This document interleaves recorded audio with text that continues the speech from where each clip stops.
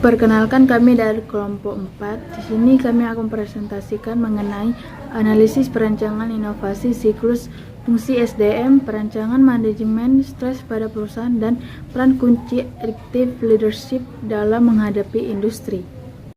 Sebelum itu, saya akan memperkenalkan anggota saya. Yang pertama ada Anissa Yesika Nambaban, yang kedua ada Diva Maharani, yang ketiga ada Hardianto, yang keempat saya sendiri Tesalonika Sembiri.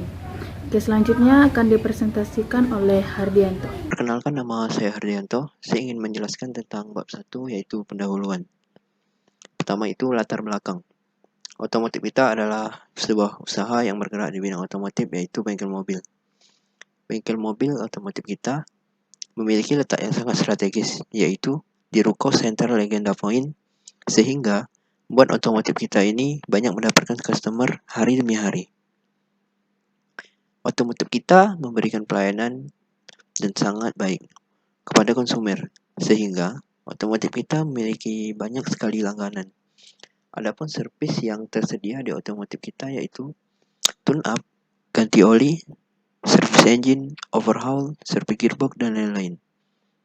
Otomotif kita memiliki struktur organisasi yaitu owner, kasir, dan karyawan. Owner bertugas mengatur kerja karyawan, membuat perencanaan ke depan, serta mengecek stok dan persediaan barang. Kasir bertugas menerima pembayaran, mencatat biaya operasional harian, dan selanjutnya itu ada karyawan yang bertugas untuk menservis dan menganalisis perbaikan. Berikut adalah struktur organisasinya, ada owner, kasir, dan karyawan. Berikut adalah foto sektor industri otomotif kita. Rumusan masalah. Jadi yang pertama itu, apa inovasi yang harus otomotif kita lakukan dalam menghadapi industri 4.0 ini? Yang kedua, bagaimana peran kunci adaptif owner otomotif kita dalam menghadapi industri 4.0? Dan yang ketiga, atau yang terakhir, bagaimana cara merancang manajemen stres pada otomotif kita? Tujuan dan manfaat dari penelitian. Jadi, penelitian ini bertujuan untuk menganalisa perencanaan inovasi siklus fungsi SDM, perencanaan manajemen stres pada perusahaan, dan peran kunci adaptif leadership dalam menghadapi industri 4.0 yang berguna untuk membantu otomotif kita mengembangkan usahanya menjadi lebih baik sehingga dapat terus bersaing di era industri 4.0 ini. Manfaat penelitian ini semoga dapat memandang referensi dan wawasan tentang analisa perancangan inovasi siklus fungsi SDM, perancangan manajemen stres pada perusahaan, dan peran kunci adaptive leadership dalam menghadapi industri 4.0 dan dapat digunakan sebagai rujukan untuk berbagai pihak.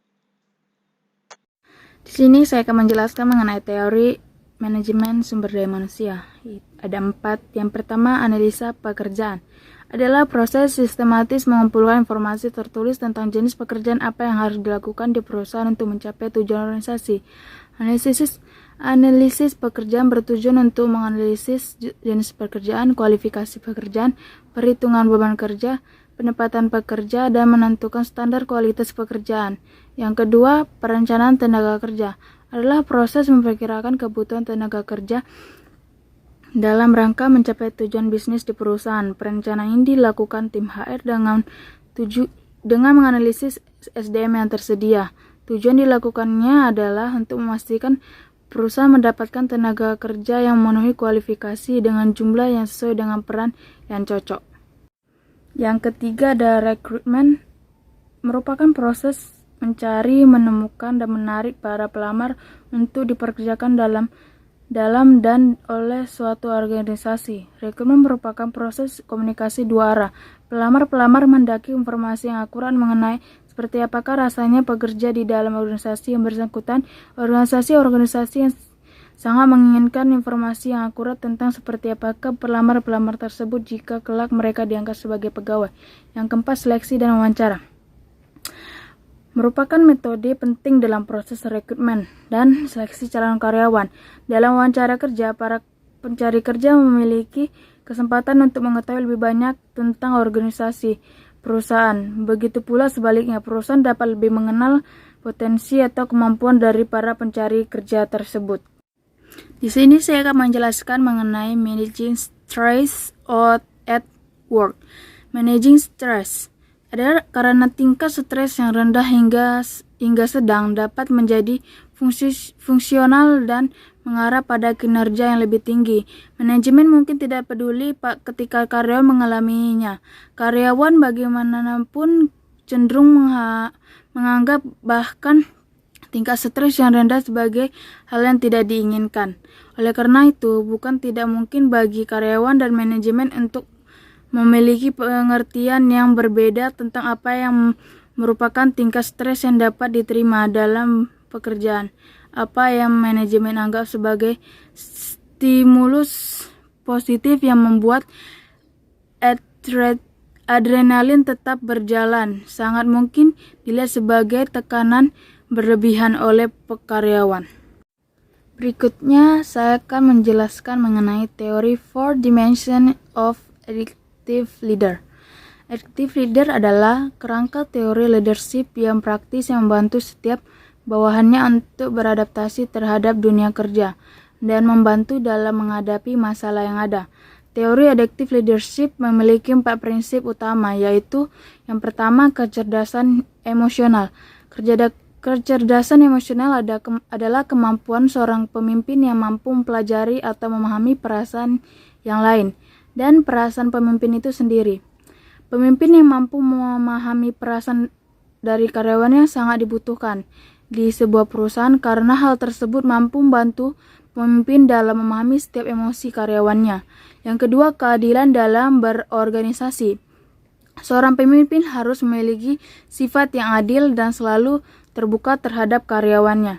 Karena karyawan perlu merasakan keadilan di perusahaan agar karyawan dapat merasa nyaman di perusahaan.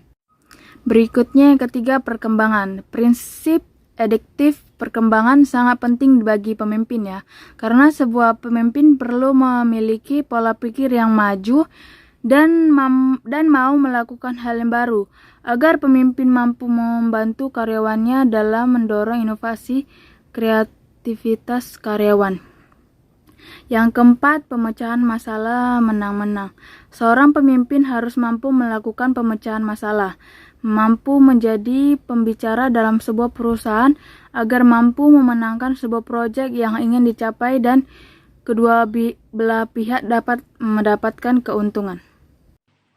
Perkenalkan, nama saya Diva Maharani, NPM 2141319.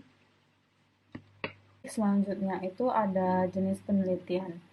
Dalam penelitian ini tuh kami menggunakan penelitian kuantitatif. Nah, dalam penelitian kuantitatif ini tuh merupakan salah satu jenis penelitian yang spesifiknya itu adalah sistematis dikarenakan struktur yang cukup jelas sejak awal hingga membuat desain penelitiannya. Nah, model penelitian kuantitatif ini tuh sebagaimana diketemukan oleh Sugiono 2011, yaitu metode penelitian berdasarkan pada filsafat positivisme digunakan untuk penelitian pada populasi atau sampel tertentu. Nah, pengumpulan informasi atau penggunaan instrumen penelitian itu analisis information bersifat statistik dengan tujuan untuk menguji hipotesis yang telah ditetapkan. Selanjutnya itu ada 3 metode pengumpulan data yang kita gunakan. Yang pertama itu adalah metode wawancara. Nah, metode wawancara ini tuh teknik yang dapat digunakan untuk menganalisis data yang ingin berbagai macam pertanyaan secara langsung terhadap responden maupun narasumber. Oleh karena itu, kami memilih metode wawancara ini tuh untuk mengumpulkan beberapa informasi terhadap owner. Sebelum itu, kami akan mempersiapkan beberapa pertanyaan yang akan disampaikan, kemudian akan dilakukan wawancara secara langsung atau tatap muka dengan pemilik bengkel otomatis kita. Selanjutnya itu ada metode observasi. Nah, dalam metode observasi ini tuh adalah teknik pengumpulan data yang dilakukan melalui sesuatu pengamatan dengan disertai pencatatan terhadap keadaan atau kepada mitra bengkel otomotif kita. Nah, menurut para ilmuwan, Nana Sujana, observasi adalah pengamatan dan pencatatan yang sistematis terjaga atau yang sangat teliti gitu. Nah, teknik observasi ini tuh adalah pengamatan dan pencatatan serta sistematis fenomena-fenomena yang diselidiki. Nah, dalam arti luas, observasi ini tuh kayak tidak hanya terbatas gitu pada pengamatan yang dilaksanakan baik secara langsung maupun tidak langsung gitu. Nah, sedangkan menurut si Sutrisno Hadi, metode observasi ini tuh diartikan sebagai pengamatan, pencatatan dengan sistematis fenomena yang diselidiki. Nah, pengamatan observasi adalah pengamatan atau pengumpulan data di mana penelitian atau collaboration mencatat informasi berbagai yang mereka saksikan selama penelitian. Selanjutnya itu yang terakhir adalah metode dokumentasi. Nah, dalam metode ini tuh selain melakukan wawancara dan observasi, informasi juga bisa diperoleh lewat fakta yang tersimpan pada bentuk foto ataupun video. Nah, data berupa dokumentasi yang seperti ini tuh dipakai untuk menggali informasi yang terjadi di masa yang ada gitu. Nah, penelitian ini tuh kayak memiliki kepekaan statistik untuk memaknai semua dokumentasi tersebut, sehingga tidak sekedar barang yang tidak bermakna. Dokumentasi ini tuh juga ada kelebihan dan kekurangannya yang menurut Dimyati pada tahun 2013. Kelebihan dalam metode dokumentasi ini tuh pertama, pastinya hemat dari segi waktu, segi tenaga, dan segi biaya. Tetapi juga ada kekurangannya. Nah, kekurangannya itu kayak misalnya fasilitas data rendah masih bisa diragukan. Terus itu ada reliabilitas data rendah masih bisa diragukan. Oke, selanjutnya itu adalah teknik pengambilan sampel. Nah, dalam penelitian ini teknik pengambilan sampelnya itu adalah external sampling. Nah, teknik pengambilan sampel ini tergantung pada kemudian akses subjek seperti survei pelanggan di bengkel otomotif kita atau orang yang lewat di depan ruko bengkel otomotif kita atau konsumen yang sedang menggunakan jasa bengkel otomotif kita. Kesimpulan dari materi kita ini adalah penelitian ini memiliki tentang peran kepemimpinan dalam meningkatkan kompetensi SDM di era 4.0. Tentunya ini sangat bermanfaat bagi bengkel otomotif kita, di mana peran kepemimpinan itu sangat penting dan membangun kinerja pekerja. Dan bengkel otomotif kita ini dapat mempengaruhi jumlah karyawan sesuai dengan keahlian pada suatu jabatan yang diperlukan hingga menjadi acuan dalam penilaian dalam perekrutan karyawan. Perkenalkan, nama saya Anissa Isikana Baban dengan NPM 2141328. Di sini saya akan menjelaskan tentang hasil dan pembahasan kami. Yang pertama itu analisa pekerjaan. Jadi, menurut Hasibuan, analisis pekerjaan atau job analysis adalah menganalisis dan mendesain pekerjaan apa saja yang harus dikerjakan, bagaimana mengerjakannya, dan mengapa pekerjaan itu harus dilakukan. Nah, analisis pekerjaan akan memberikan informasi mengenai uraian pekerjaan, spesifik pekerjaan, dan evaluasi pekerjaan. Bahkan dapat memperkirakan pengayaan atau perluasan pekerjaan dan penyederhanaan pekerjaan pada masa yang akan datang. Jadi di bengkel otomotif kita itu owner membentuk sebuah struktur organisasi dan membagikan pekerjaan-pekerjaan yang akan dilakukan kepada karyawan. Misalnya ada kasir, di mana kasir itu akan menjaga tempat orang yang akan membayar setelah mobilnya sudah diperbaiki oleh karyawan. Lalu karyawan lainnya yang akan memperbaiki masalah yang terjadi pada mobil pelanggan.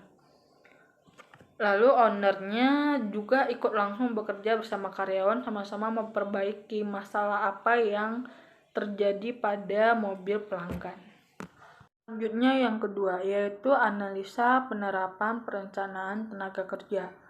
Perlu diketahui bahwa manusia adalah pelaku yang melakukan suatu pekerjaan, sedangkan sumber daya manusia adalah ketotalitasan atas bagaimana manusia menggunakan daya pikir dan daya fisik yang dimilikinya untuk sebuah organisasi. Dalam penerapan perencanaan tenaga kerja dalam bengkel otomotif kita di era pandemi COVID-19, hal ini akan membantu bengkel otomotif kita dalam mengatur keadaan secara finansial dan keproduktivitasan bengkel otomotif kita. Dalam perencanaan tenaga kerja, bengkel otomotif kita dapat beberapa fungsi seperti pertama, menentukan jumlah karyawan beserta dengan keahliannya untuk mengisi jabatan yang diperlukan. Yang kedua, adanya kepastian tenaga kerja yang menduduki jabatan tertentu di dalam bengkel otomotif kita, baik untuk saat ini atau untuk masa yang akan datang. Lalu yang ketiga, untuk meminimalisir terjadinya double job pada karyawan yang dapat menyebabkan mengurangnya kualitas kerja karyawan. Yang keempat, itu mempermudah pengorganisasian dan pengkoordinasian dan pengarahan dalam sistem kerja. Yang kelima, untuk menghindari terjadinya penumpukan atau kurangnya karyawan. Lalu yang keenam, itu dapat menjadi acuan dalam penyeleksian hingga pemberhentian karyawan. Dan yang terakhir, yang ketujuh adalah menjadi dasar dalam mengukur kriteria penilaian untuk karyawan. Berdasarkan fungsi-fungsi yang didapat oleh bengkel otomotif kita, dengan membuat perencanaan tenaga kerja, dapat dilihat bahwa perencanaan tersebut memberikan pedoman ketenaga kerjaan yang jelas dan bermanfaat untuk keefektifan dan keefisienan dalam organisasi. Selanjutnya adalah ketiga, rekrutmen. Metode rekrutmen yang digunakan oleh bengkel otomotif kita adalah referral, yaitu dengan cara memilih kandidat dari luar berdasarkan referensi karyawan. Dalam meminta karyawan memiliki teman, kerabat, atau kenalan yang memenuhi syarat untuk mengajukan rekomendasi nama. Dengan sistem referral ini hanya menerima kandidat yang rata-rata memenuhi syarat, dan dalam hal ini pekerjaan lebih mudah karena hanya mencari yang terbaik di antara mereka untuk diwawancara. Proses seleksi dan wawancara. Proses seleksi yang dilakukan bertujuan untuk menyaring para calon karyawan yang cocok dan sesuai dengan visi dan misi dalam perusahaan. Jadi proses seleksi yang dilakukan oleh bengkel otomotif kita ada dua. Yang pertama itu proses seleksi administrasi. Pemeriksaan atas data-data para calon karyawan seperti latar belakang, pengalaman kerja, hingga skill dan data penunjang lainnya yang dimiliki oleh calon pelamar. Hal tersebut merupakan portofolio dari pelamar. Portofolio pelamar biasanya dirangkum menjadi satu dalam kurikulum vitae atau surat lamaran. Oleh karena itu, tahap pertama yang harus dilakukan calon pelamar adalah menyerahkan surat lamaran dan CV-nya kepada pemilik bengkel otomotif kita.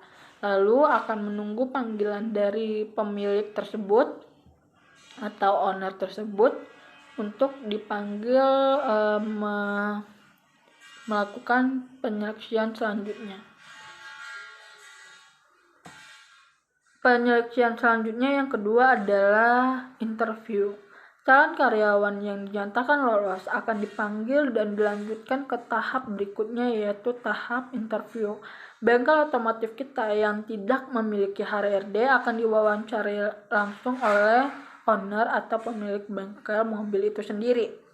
Pertanyaan yang sering muncul dalam interview adalah seputar tentang portofolio, pengalaman kerja, dan kegiatan sehari-hari calon pelamar. Untuk itu, diharapkan kepada calon karyawan menjawab setiap pertanyaan tersebut dengan detail, percaya diri, dan jujur. 5. Analisa dan metode pelatihan. Yang pertama itu pelatihan dengan instruktur. Pelatihan ini dimulai dengan penjelasan awal tentang tujuan pekerjaan dan menunjukkan langkah-langkah pelaksanaan dalam pekerjaan. Yang kedua, e-learning dapat mengadakan video atau tes atau kursus secara online untuk memberikan pelatihan kepada karyawan. Yang ketiga, pelatihan karyawan simulasi. Pelatihan ini biasanya digunakan untuk belajar secara teknikal dan motor skill. Lalu yang keempat itu pelatihan karyawan langsung. Pelatihan langsung mencakup pelatihan pengalaman apapun yang berfokus untuk kebutuhan individu karyawan. Ini dapat dilakukan langsung di tempat kerja. Pelatihan langsung juga dapat membuat karyawan menyesuaikan diri dengan peran mereka yang akan datang.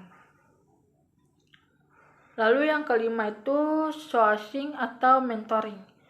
Bisa dikatakan mirip dengan pelatihan karyawan langsung, tetapi dalam jenis pelatihan karyawan ini fokus adalah pada hubungan antara karyawan dan profesional yang lebih berpengalaman, seperti supervisor mereka, pelatihan atau karyawan veteran. Pelatihan ini merupakan aktivitas yang mengharapkan timbal balik dalam performa kinerja, dukungan dari pelatihan dan penjelasan secara perlahan bagaimana melakukan pekerjaan secara tepat yang dibantu oleh profesional yang lebih berpengalaman. Metode penilaian kinerja. Penilaian kinerja karyawan perlu dilakukan secara berkala oleh perusahaan untuk melihat apakah performa mereka mengalami peningkatan atau penurunan. Terdapat 5 macam metode untuk penilaian kinerja karyawan yang dapat diterapkan, yaitu yang pertama, manajemen by objektif atau OMBO. Yang kedua, penilaian 360 derajat. Yang ketiga, ulasan rekan kerja. Yang keempat, penilaian kerja berdasarkan hierarki. Dan yang terakhir adalah ulasan pelanggan atau klien. Owner UMKM otomotif kita melakukan penilaian menggunakan metode manajemen by objektif atau MBO atau manajemen yang dilakukan berdasarkan tujuan. Pada metode ini di mana penilaian dilakukan oleh atasan atau manajer dan karyawan bersama-sama, saling mengidentifikasi, merencanakan, mengorganisasi, dan mengkomunikasikan tujuan yang menjadi fokus selama periode penilaian tertentu. Owner bengkel mobil tersebut ikut andil dan saling bekerja sama dalam melayani para konsumen. Oleh karena itu, owner tersebut dapat langsung mengamati dan menilai para karyawannya. Peraturan kerja karyawan. Pada UMKM bengkel otomotif kita, hanya terdapat aturan jam kerja, yaitu karyawan masuk pada pukul 8 WIB, 8 pagi. Karyawan harus on time datang ke tempat kerja. Karyawan akan pulang pada pukul setengah 8 WIB atau setengah 8 malam. Jika ada lembur, karyawan boleh tinggal atau tidak. Bengkel otomotif kita tidak memiliki banyak peraturan karena owner tersebut lebih baik memberi mereka kebebasan dan kepercayaan penuh, namun tetap dalam pengawasan dan pengontrolan owner tersebut. Penerapan K3, keamanan dan keselamatan kerja. Ilmu pengetahuan tentang kemungkinan terjadi sesuatu, kecelakaan atau penyakit akibat pekerjaan serta lingkungan dalam pekerjaan seringkali disebut K3 dan itu sangat penting untuk diterapkan.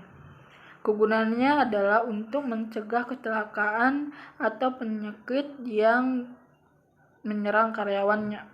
Berikut terdapat beberapa contoh penerapan K3 yang dapat menjadi acuan untuk diterapkan di lingkungan perusahaan. Yang pertama, melakukan perawatan mesin. Melalui perawatan mesin secara berkala, maka keamanan pekerja dapat lebih terjamin, menjadi salah satu penerapan K3. Yang kedua, itu jam kerja yang manusiawi.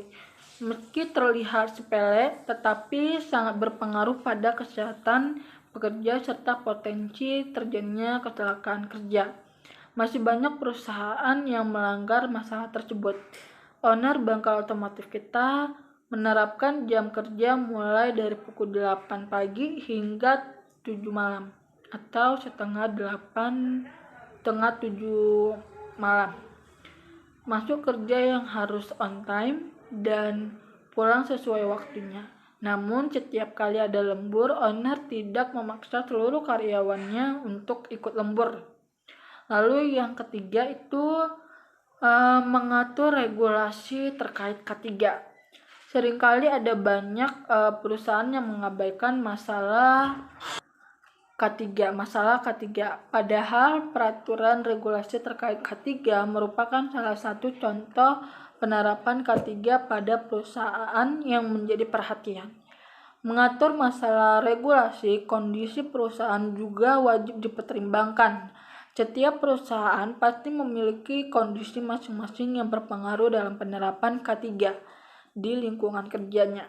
Seperti bengkel otomotif kita, bergerak di bidang otomotif mobil berarti harus menyediakan sarung tangan, kacamata, dan baju kerja dengan bahan khusus untuk melindungi para karyawan. Lalu selanjutnya itu menjaga kondisi lingkungan perusahaan.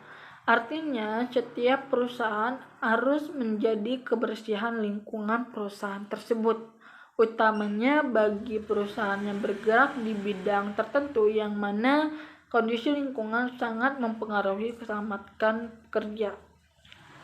Bengkel otomotif kita memiliki tempat seperti ruko-ruko yang berada di pinggir jalan raya. Lahan mereka kecil tetapi halaman depannya luas. Itu jika digabungkan dengan halaman depan ruko lainnya sebagai tetangga mereka. Bergerak di bidang otomotif, ruko yang beralas lantai dengan bagian depannya tidak berkeramik membuatnya menjadi hitam. Meski begitu, tata letak alat-alatnya tertata rapi. Lalu yang terakhir itu evaluasi berkala. Penerapan K3 tidak hanya asal dijadikan sebuah rencana, tetapi juga perlu evaluasi agar nantinya celah-celah penerapan K3 dapat segera diperbaiki sebelum jatuh korban. Bengkel otomotif kita melakukan secara berkala. Owner mengevaluasi K3 untuk kepentingan bersama, apa yang perlu diperbaiki, apa yang harus dibutuhkan, apa yang harus dibuang, dan apakah K3 sudah lengkap. Selanjutnya 9 itu sistem kompensasi, gaji atau insentif. Yang pertama, gaji biasanya berlaku untuk tarif mingguan, bulanan, dan atau tahunan. Bengkel otomotif kita memberi gaji kepada karyawannya berdasarkan tarif upah per jam, di mana perhitungannya semakin lama waktu bekerja, maka semakin besar pula gaji yang didapat, dan gaji tersebut akan dibayar setiap akhir bulan. Yang kedua itu benefit dan service. Benefit adalah hak-hak yang harus ada pada setiap karyawan sebagai bonus untuk pekerjaannya. Bengkel otomotif kita memberikan benefit pada karyawannya berupa bonus, cuti libur, dan lingkungan yang ramah serta nyaman. Owner bengkel tersebut yang ikut langsung bekerja bersama karyawannya juga memberikan pelatihan pada mereka, terutama pada karyawan magang. Owner akan melayani pertanyaan dari karyawannya jika mereka tidak tahu atau ingin belajar. Lalu yang selanjutnya itu nomor 10 itu etika kerja. Perusahaan memiliki hak untuk memberitahu tentang peraturan atau tata tertib dalam perusahaan selama bekerja. Bengkel otomotif kita memiliki peraturan seperti datang bekerja tepat waktu, bekerja secara profesional, teliti, jujur, memberikan senyum, sapa, dan bertanya pada konsumen atau pelanggan yang datang. Dalam pekerjaan pun sesama karyawan harus saling membantu serta bekerja sama. Lalu yang 11 itu implementasi job place. Owner bengkel otomotif kita menyeleksi calon karyawan dengan melihat data-data atau portofolio dan kinerja mereka selama masa training. Jika sesuai, maka akan diterima secara resmi dan akan ditempatkan sesuai keahliannya. Selanjutnya itu 12 goal setting. Owner bengkel otomotif kita selalu memberikan motivasi kepada karyawan-karyawannya sebelum bengkel tersebut buka, membicarakan tentang goal bengkel tersebut, peraturan dan benefit yang akan didapat jika mereka bekerja keras. Mereka juga membahas masalah-masalah apa yang terjadi hari lalu, seperti peralatan pekerjaan dan lain halnya. Hal itu membuat mereka semakin semangat dalam bekerja. Nomor 13 itu employee sabbatical leave merupakan cuti bagi seorang karyawan dalam jangka waktu tertentu dengan tetap mendapatkan hak-haknya secara penuh. Bengkel otomotif kita memberikan cuti libur panjang berdasarkan hari raya besar mereka. Begitu juga sebaliknya pada owner bengkel tersebut. Selain itu, owner tersebut memberikan libur 1 kali seminggu, yaitu pada hari Minggu. Yang ke-14 itu employee involvement. Owner bengkel otomotif kita memberikan kepercayaan kepada karyawannya dalam memecahkan masalah, seperti menyelesaikan masalah dari pelanggan dan lain-lain. Jika ada yang sulit atau tidak mengerti, karyawan dapat bertanya pada owner tentang masalah yang mereka tidak ketahui. Lalu nomor 15 itu yang terakhir dalam hasil dan pembahasan kami, yaitu organization communication. Bengkel otomotif kita dengan memiliki peraturan saling membantu dan bekerja sama, para karyawan tidak merasa khawatir. Karyawan dapat bertanya pada owner bengkel tersebut atau rekan kerjanya yang lebih tahu tentang masalahnya. Karyawan juga bisa meminta bantuan dari rekannya untuk sama-sama menyelesaikan masalah tersebut. Hal ini dilakukan agar pekerjaan tersebut dapat terselesaikan dengan baik, cepat, dan terjalinnya komunikasi antara satu sama lain. Kesimpulan dari materi kita ini adalah penelitian ini memiliki tentang peran kepemimpinan dalam meningkatkan kompetensi SDM di era 4.0. Tentunya ini sangat bermanfaat bagi bengkel otomotif kita, di mana peran kepemimpinan itu sangat penting dan membangun kinerja pekerja. Dan bengkel otomotif kita ini dapat mempengaruhi jumlah karyawan sesuai dengan keahlian pada suatu jabatan yang diperlukan hingga menjadi acuan dalam penilaian dalam perekrutan karyawan. Dengan adanya penelitian mengenai peran pemimpin dalam meningkatkan kompetensi SDM-nya, bengkel otomotif kita ini hanya tentu memiliki pedoman atau acuan dalam kepemimpinan. Oleh karena itu, bengkel otomotif kita ini menginginkan agar setiap karyawan yang bekerja sesuai dengan setiap keterampilan karyawan agar dapat menjadi performa kerja yang baik. Untuk itu, perencanaan tenaga kerja atau manpower plan ini dapat menjadi salah satu solusi yang dapat diterapkan dalam menstabilkan kemanajemenan dalam bengkel otomotif kita. Adapun rekomendasi dan saran yang diberikan dari kelompok kami. Yang pertama, perusahaan membuat peraturan dan kebijakan yang jelas dan transparan mengenai pengolahan SDM. Yang kedua, terjalin keterbukaan antara perusahaan dan karyawan atau pekerja. Yang ketiga, membuat ketentuan yang jelas mengenai perekrutan karyawan.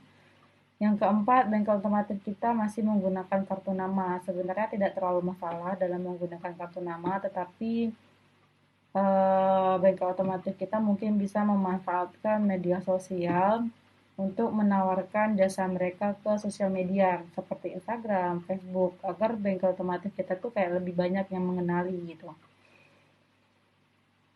Selanjutnya itu ada yang terakhir, yang kelima, ada dalam memperhatikan era yang semakin berkembang, bengkel otomotif kita ini disarankan selalu memperhatikan setiap pekerjaan atau setiap perkembangan yang ada agar dapat meningkatkan peningkatan jasa mereka dari melalui segi pemasaran dan memperhatikan peminat dalam penggunaan jasa.